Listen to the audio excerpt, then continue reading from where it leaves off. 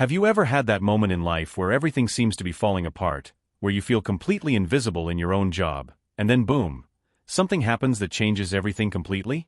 Today I'm going to tell you a story that will mess with your emotions, that will make you rethink everything about career, hierarchy, and disguised opportunities. What I'm about to tell you happened to me exactly 2 years and 4 months ago. And this story begins with one of the biggest professional humiliations of my life and ends in a way I could never have imagined. If you've ever felt undervalued at work, if you've been ignored in important meetings, if you've had your work credited to someone else, this story will touch the depths of your soul. The title says it all. I was excluded from the board meeting. My boss said wait outside, then the CEO called my name. And believe me, every word of that sentence carries enormous emotional weight that I'm going to share with you in the next few minutes. But before I start the actual story, I need you to understand the complete context. Because what happened that day wasn't a coincidence. It was the result of years of frustration, unrecognized work, small daily humiliations that kept accumulating until they exploded in a completely unexpected way. At the time, March 2022, I worked as a senior analyst at TechFlow Solutions, a technology consulting company located in downtown Sao Paulo, with approximately 500 employees spread across 3 floors of a commercial building on Faria Lima Avenue. It wasn't exactly my dream job, but it paid well, had some decent benefits, and I thought I was building a solid career there. I was 28 at the time, graduated in production engineering, with a specialization in project management. I had started at the company as a junior analyst 3 years earlier, and had been promoted to senior the previous year. The salary was 8,000 reais, good by the standards of the time, but nothing extraordinary for Sao Paulo. My routine was quite predictable. I arrived at the office at 8 in the morning, stayed until 7 at night, sometimes even later when there was a tight project. I mainly worked with process analysis, systems optimization, and commercial proposals for technology clients. It was work I enjoyed, that challenged me, and where I felt I was really adding value. My direct boss was Marcus Tavares, a 42-year-old guy who had been at the company for almost 10 years, who had started as an analyst like me and had risen to strategic accounts manager. At first glance, Marcus seemed like a normal boss. He wasn't the best or the worst I'd ever had. But over the 3 years working with him, I began to notice a very specific pattern in his behavior toward me. Marcus had a very subtle way of diminishing me. He never did it openly or aggressively. It was always something small, almost imperceptible. For example, in team meetings, when I presented an idea, he always found a way to reframe what I had said, as if he was improving what I had said. When I successfully completed a project, he always credited the result to teamwork, but when something went wrong, somehow the responsibility always fell on the analysts, that is, on me and my colleagues. What bothered me most was the way he excluded me from important meetings. There was always an excuse: this meeting will be more strategic, you don't need to participate, or the client prefers to deal directly with me, or the classic, you don't have enough experience for this type of discussion yet. And I would swallow hard, because after all, he was my boss, and I assumed he knew what he was doing. But then came the project that changed everything. In September 2021, TechFlow was contacted by a large multinational in the chemical sector, I'll call it Chemcorp here to preserve confidentiality, that was seeking a complete restructuring of their digital processes. It was a huge project, with the potential to generate more than 2 million reais in revenue for our company over 18 months. Marcus called me into his office and said, "Look, this Chemcorp project is too strategic for the company. I'm going to need you to dedicate yourself entirely to it for the next few months. It's an opportunity to show what you're capable of." I was excited. Finally a chance to work on something really big, something that could boost my career. Marcus continued, "You'll be responsible for all the technical analysis, process mapping, bottleneck identification, and creating the solution proposal. It's a lot of responsibility, but I trust you." And so began the most intense phase of my professional life up to that point. For 6 months, from September 2021 to March 2022, I practically lived and breathed the Chemcorp project. My routine changed completely. I arrived at the office at 7 in the morning and left at 10 at night. I worked weekends. I took work home. I canceled vacations, personal commitments, even a relationship I had at the time kind of ended because I didn't have time for anything else. But I was excited. Because the project was going very well. Very well indeed. I started by doing a complete mapping of Chemcorp's processes. I spent 2 weeks at their factory in Campinas, observing every stage of production, talking to operators, supervisors, managers. I identified 17 critical points of inefficiency that were costing them approximately 300,000 reais per month in waste. After that, I created a data analysis system that could predict production bottlenecks up to 7 days in advance. I developed optimization algorithms that could reduce machine setup time by 40%. I proposed a complete restructuring of information flow between departments that would eliminate work duplication and increase overall productivity by at least 20%. Every number I presented was based on real data, rigorous analysis, conservative projections. I wasn't selling illusion. I was presenting concrete solutions to real problems that would generate real savings of real money. The client was impressed. In the few interactions I had directly with them, always supervised by Marcus, they asked very specific questions about my analyses, requested details, wanted to understand the methodology. It was obvious they were taking my proposals seriously. But here's where things started to get weird. As the project evolved and approached the final approval phase, Marcus began to exclude me more and more from client interactions. At first, I participated in all meetings. Then, only some. Then, only technical meetings. In the end, I didn't participate in any meetings. It's strategy, Marcus always explained. The client prefers to have a single point of contact. Less confusion, more efficiency. And I believed it. Because I trusted him, because he was my boss, because I assumed he had my best interests in mind. Then came March 2022. The project was ready for final presentation to Chemcorp's board. 6 months of intense work condensed into a 45-slide presentation that, modesty aside, was impeccable. Every graph, every number, every projection had been checked and double-checked multiple times. Marcus scheduled a meeting with me 3 days before the final presentation. "Look," he said, "the presentation turned out very good. Congratulations on the work. But I'm going to need to make some adjustments before the meeting with the board." "What kind of adjustments?" I asked. "Nothing major. Just some language issues, ways to present the data, that kind of thing. You know how it is, each client has their preferences." I found it strange, but agreed. "Do you want me to participate in the meeting to clarify any technical questions if needed?" Marcus hesitated for a second. "Let's see how it goes. It might be necessary, it might not be." 2 days later, on the Monday before the meeting, Marcus called me again. "Change of plans," he said. "The meeting will be more executive than technical. Chemcorp's board wants to focus on strategic vision, not operational details. So I think it's better if you don't participate in this one." I felt a tightness in my chest. "What do you mean not participate?" "Marcus, it's my project. I know every detail, every number." I know. But you know how board meetings are. They want to hear from leadership, not from analysts. It's protocol." Protocol. The word echoed in my mind in a very uncomfortable way. "But if they ask any specific technical questions?" "If needed, I'll call you. You stay on standby." And so we arrived at Tuesday, March 14th, 2022. The day that changed my life forever. I arrived at the office at 7 in the morning, an hour before normal time. Even though I wasn't participating in the meeting, I wanted to be prepared in case Marcus needed me for something. I reviewed all the numbers once more, organized supporting documents, prepared answers for possible technical questions. The meeting was scheduled for 10 o'clock in the morning in the conference room on the 18th floor. The company's VIP room, where only the most important meetings took place. Tempered glass, mahogany table, state-of-the-art video conferencing system, view of Paulista Avenue. At 9:50, I decided to go up to the 18th floor. Not to participate in the meeting, but to be nearby in case Marcus needed me. It was my project, after all. 6 months of my life were condensed in that presentation. When I arrived in the hallway that gave access to the conference room, Marcus was there talking to 2 company directors I recognized by sight, Sandra Mendez, Commercial Director, and Roberto Silva, Operations Director. All wearing their best suits, with that air of importance people assume before strategic meetings. I approached naturally, greeted everyone politely, and stood there waiting to enter the room together with them. That's when Marcus looked at me with an expression I'll never forget. It was a mixture of surprise, irritation, and embarrassment. As if I were an unwanted person who had shown up at a private party. "Ah, well, look."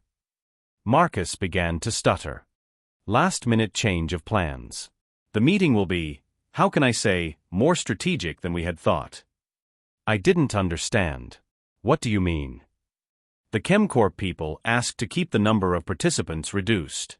You know how it is, too many people in the room can disperse focus."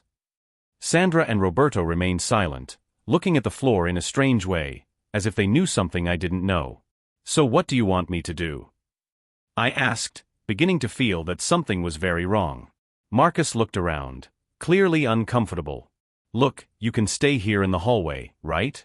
If we need any specific technical clarification, we'll call you."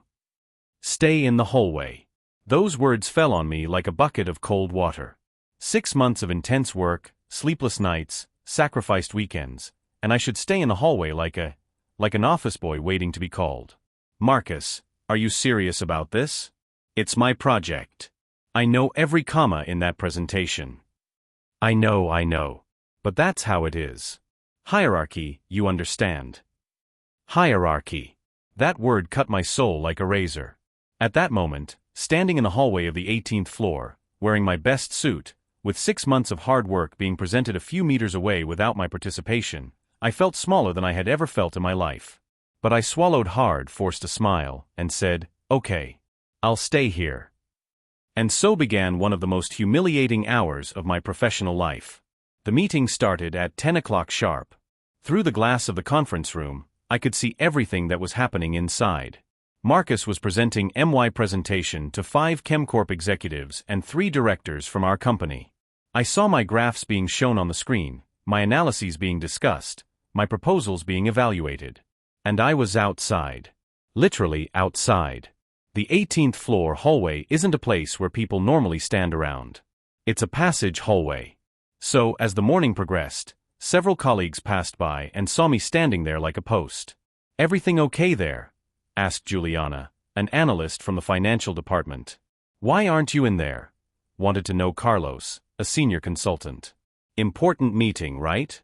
You must be nervous," commented Patricia from HR. And I didn't know what to answer. How do you explain that you're being excluded from the presentation of your own project? How do you admit that after 6 months of total dedication, you don't even have the right to a place at the table? Then came the most humiliating moment of all. At 10:50 in the morning, Marcus pointed in my direction through the glass and said something to the ChemCorp executives. I saw them all look at me. One of them waved discreetly. Marcus smiled and continued talking. I knew exactly what he was doing. He was mentioning me as one of the analysts who helped with the project. I was being transformed into a footnote of my own creation. The presentation lasted an hour and 15 minutes. An hour and 15 minutes standing in the hallway, watching my work being credited to someone else, feeling smaller and smaller, more and more insignificant. When the meeting finally ended, I thought Marcus would come talk to me, give me some explanation, include me in the final conversations. But no. He left the room together with the ChemCorp executives, chatting animatedly, and didn't even look in my direction. It was 11:15 in the morning when I finally decided I couldn't take being there anymore. I was going to go down to my floor, go back to my desk, try to digest the humiliation and move on with my life. But it was exactly at that moment that everything changed.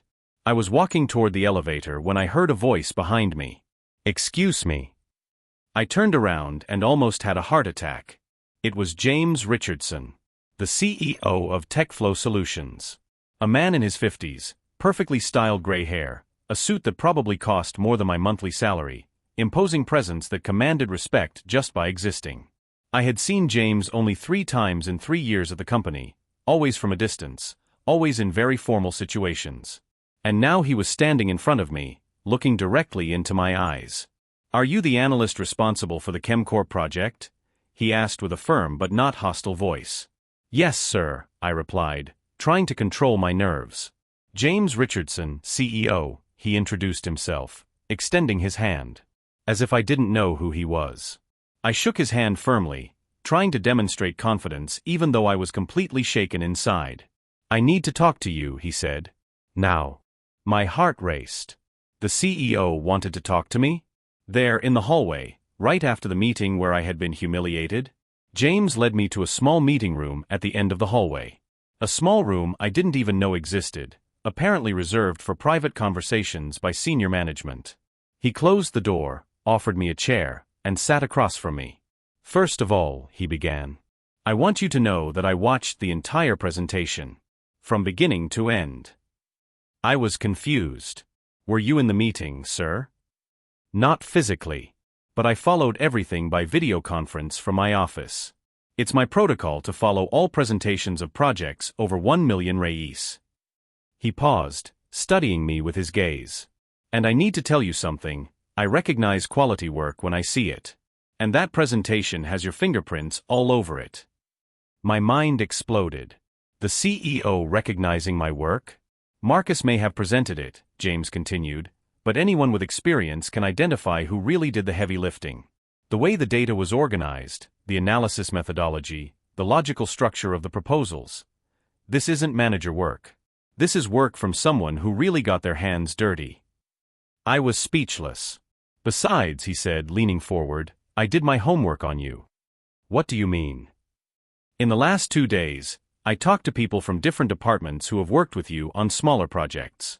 Everyone says the same thing: you're detail-oriented, committed, creative, and have a strategic vision that goes far beyond your current position." I didn't know whether to laugh or cry. "There's something I want to clarify with you," James said, changing his tone to something more serious. "Do you think you were excluded from that meeting due to incompetence?" I don't know what to think, sir." "Well, I'm going to explain exactly what happened. You were excluded because Marcus feels threatened by you." The statement dropped like a bomb. Marcus knows you're more competent than he is in that specific area. He knows that if you had participated in the presentation, the ChemCorp executives would immediately realize who really understands the subject. And that would put his position at risk. James leaned back in his chair. "What Marcus doesn't know is that this type of behavior is exactly what helps me identify toxic leadership within the company." "Toxic leadership. Actually," James continued, "I need to confess something to you. Part of what happened today was intentional." "What do you mean intentional?" 3 weeks ago, when it became clear that the ChemCorp project was going to be a success, I started observing the dynamic between you and Marcus. And the more I observed, the more obvious it became that something was wrong. James got up and started walking around the small room. "So I decided to do a test. I suggested to Marcus that the final presentation should only be done by the team leadership. I wanted to see how he would react. Whether he would naturally include you, giving you the credit you deserved, or whether he would exclude you to take all the glory." A test. The entire humiliation had been a test.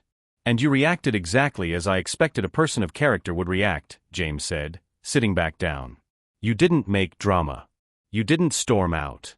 You didn't complain to colleagues. You swallowed the situation with dignity and professionalism, even though it was obviously unfair." "But sir," I felt humiliated. "I know. And I apologize for that.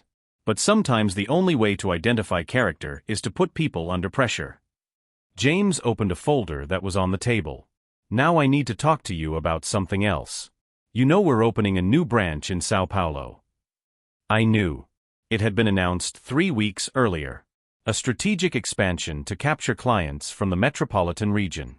This branch will have a specific focus on digital innovation for traditional industries. Exactly the type of work you did on the ChemCorp project. My heart began to accelerate. I need someone to lead this area. Someone who understands both the technical and strategic parts. Someone who knows how to work under pressure, who has initiative, and who won't be intimidated by unnecessary hierarchies. He made a dramatic pause. "The position is Director of Digital Innovation. Starting salary of 24,000 reais monthly, plus profit sharing, plus company car, plus premium health plan.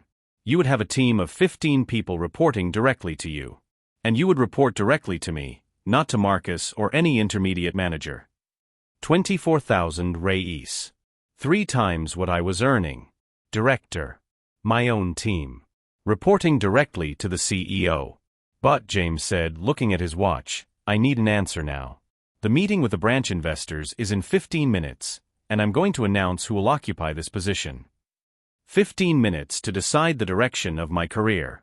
Sir, I said, trying to organize my thoughts, can I ask a few questions? Of course. Why are you offering me this? There are people with more experience in the company. Experience is not synonymous with competence. You proved your competence in the last 6 months. And more importantly, you proved your character this morning. And Marcus? How will the situation with him be? James smiled in a way that wasn't exactly cheerful.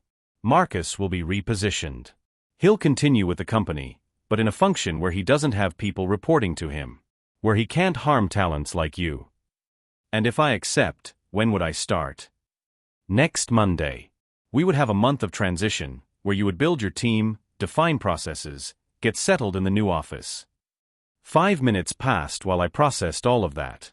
James Richardson, CEO of a 500-employee company, was offering me a promotion from analyst to director, tripling my salary, giving me my own team, taking me out from under Marcus forever. And all this had happened because I was excluded from a meeting.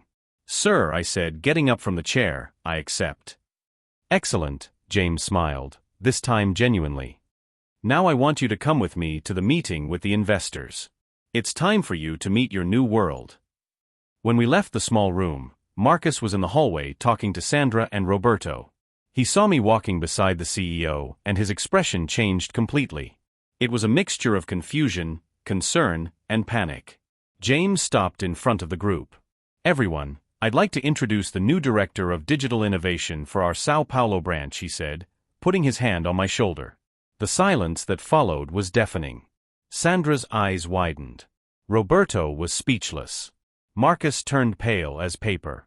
But James, Marcus stuttered, what's happening here? Marcus, we'll talk about this later.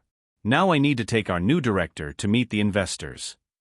And so, at 11:45 in the morning on an ordinary Tuesday, my life changed completely.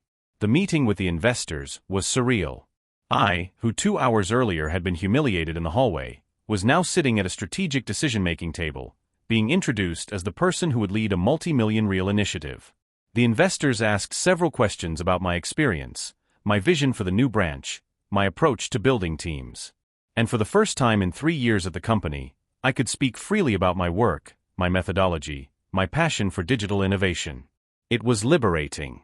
When the meeting ended, James took me on a tour of the new branch office, which was already being set up on the 23rd floor of the same building.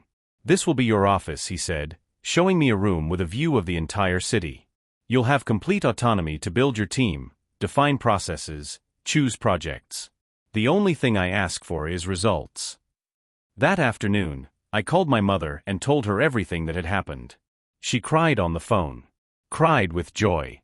With pride. With relief knowing that I was finally being recognized for my worth. I also called some close friends. Everyone was shocked by the speed of the transformation.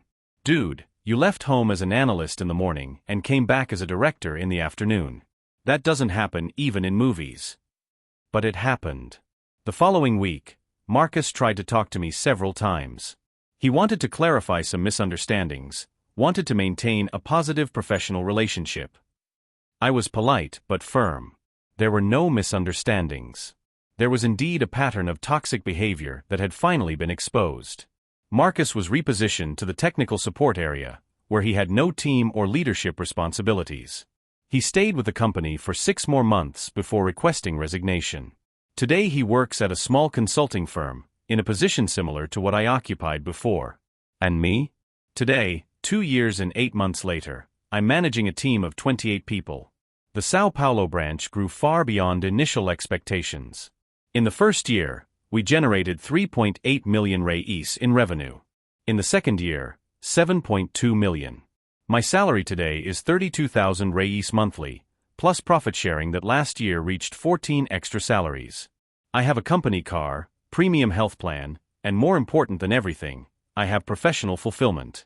I work on projects that really make a difference. I lead a team of talented people who respect my leadership. I have autonomy to make decisions and take risks. And I have the recognition I always sought. But the most important lesson I learned has nothing to do with salary or position or status. The most important lesson is that sometimes you need to be excluded from something small to be included in something much bigger. If I had participated in that meeting, if Marcus hadn't humiliated me in the hallway, I probably would have continued as an analyst for 2 or 3 more years. Maybe one day I would have become a manager. Maybe one day I would have earned 12,000 reis. Maybe one day I would have had a small team. But I would never have had the opportunity to prove that I could be much more than that. Today, when I look back at that Tuesday morning, when I remember the feeling of being excluded, diminished, ignored, I don't feel anger or resentment. I feel gratitude.